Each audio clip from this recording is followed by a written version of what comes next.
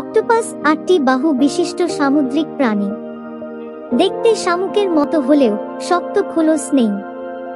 এদের মাথার ঠিক পিছনেই 8টি সুঁড় পা আছে। এরা নিশাচর, সাধারণত ধীর গতিসম্পন্ন। প্রায় 150 প্রজাতির ছোট বড় বিভিন্ন আকারের অক্টোপাস রয়েছে। সমুদ্রের বিভিন্ন অঞ্চলে অক্টোপাসেরা বসবাস করে, যার মধ্যে রয়েছে কোরাল সহিসীরা, উন্মুক্ত অগভীর জল এবং সমুদ্রতল ইত্যাদি। কিছু কিছু আবার জোয়ার ভাটা হয় এমন স্থানে, আবার কিছু আছে গভীর সমুদ্রে বসবাস করে।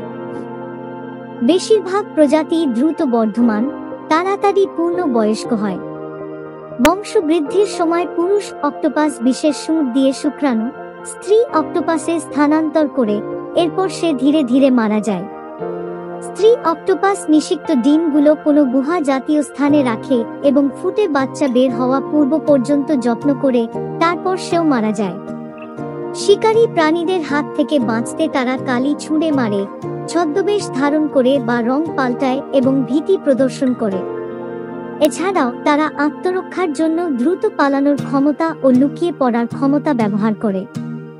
সব অক্টোপাসই বিষাক্ত, কিন্তু শুধুমাত্র নীল গোলক বিশিষ্ট অক্টোপাসই মানুষের জন্য মারাত্মক। অক্টোপাসের 3টি হৃৎপিণ্ড আছে। এদের মধ্যে 2টি মস্তিষ্কে রক্ত সরবরাহ করে, আর বাকি একটি অক্টোপাসের সারা দেহে রক্ত সরবরাহ করে। হিমোসায়ানিন নামক রাসায়নিকের জন্য এদের রক্তের রং নীল। অক্টোপাস প্রচালন কাজ চালায় জেট বিমানের মতো করে। তারা প্রথমে তাদের শরীরের পেশিতে প্রচুর পানি টেনে নেয়, এরপর সাইফন নামে একটি নল বের করে সেটা দিয়ে পানিগুলো সব বের করে দেয়। এই প্রক্রিয়ায় তারা পানি বের করার দিকের উল্টো দিকে গতিপ্রাপ্ত হয়। যত বেশি পানি তারা নিবে তত বেশি তারা গতিপ্রাপ্ত হবে। এই প্রক্রিয়া বারবার করে তারা চলতে থাকে। পৌরাণিক কাহিনীতে অক্টোপাসকে সমুদ্রের দানব রূপে আখ্যায়িত করতে দেখা গেছে, যেমন নরওয়ের ক্রাকেন এবং আইনুদের আকরকামুই হিসেবে, এবং সম্ভবত প্রাচীন গ্রিসে গর্গন রূপে। ভিক্টর হুগোর একটি বইয়ে, যার নাম টাইলার্স অব দ্য সি, অক্টোপাসের সাথে একটি যুদ্ধের বয়ান আছে। আয়ান ফ্লেমিং অনুপ্রাণিত হয়ে বানান অক্টোপুসি। অক্টোপাসেরা জাপানের উত্তেজক চিত্রতেও স্থান করে নিয়েছে, যার নাম সুঙ্গা।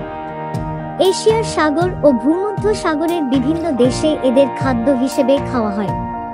পৃথিবীতে ঘটে যাওয়া এ ধরনের জানা নতুন নতুন তথ্য পেতে আমাদের অজানা অধ্যায় চ্যানেলটি সাবস্ক্রাইব করে পাশে থাকুন। বেল আইকনটি বাজাতে ভুলবেন না। ধন্যবাদ।